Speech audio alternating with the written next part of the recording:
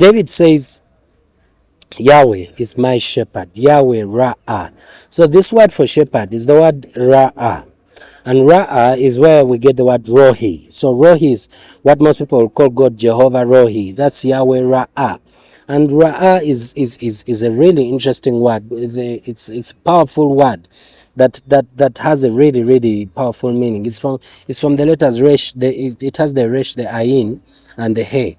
And it's powerful when we consider what each of those letters represent, though that's not what I want to do now. I want to talk about the meanings of this Ra'ah, because when you study in the Bible, you realize that Ra'ah is translated several. It's a word that is used over 100 times in the Old Testament, but it means different things depending on where it is used. Sometimes Ra'ah is used to speak about friendship, a close friend, a best friend, or to speak about companionship. It is used like when Samson's wife was given to his best friend.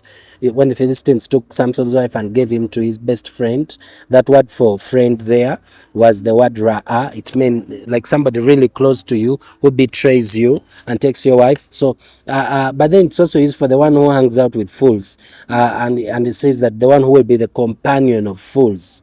Yes, and how he will suffer hurt. He will be in trouble because of being a companion of fools. That word for companion is Ra'ah.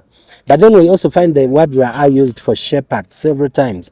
Like in Psalm 23, the Lord is my shepherd, the Lord is my Ra'ah. And it is used for shepherd. Ra'ah means the one who tends, the one who feeds, the one who protects and watches over a flock, which we call a shepherd or a pastor, but that's what Ra'ah means. But Ra'ah is also used very many times and translated as trouble, as evil, as wickedness. Like when God speaks about the wickedness of Israel and uses the word Ra'ah, the Ra'ah of Israel, or when he speaks about the wickedness of man and of man's heart and he uses the word Ra'ah and is talking of wickedness. It also speaks of trouble and distress, so when you combine all of those, then you wonder why is this word Ra'ah being used in the Bible to how can a word mean how can David use a word which means shepherd, yes, friend, yes, companion, yes, but also in fact it's translated more times as evil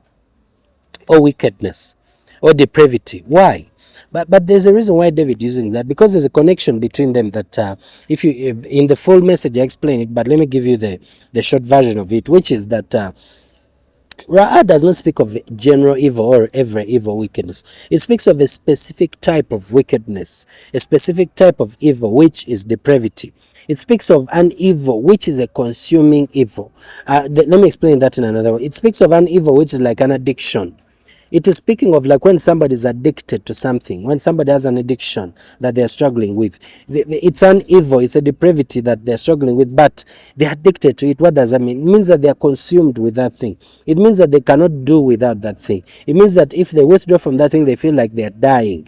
They literally get sick. They get withdrawal symptoms because they're trying to stop this thing, because they're withdrawing from this thing and it's hurting them, even physically, even though it may be a chemical thing. They feel pain physically. They feel like they can't breathe, like they're dying because of this addiction. It's a consuming addiction. It's a consuming evil. This is what Ra'ah is referring to.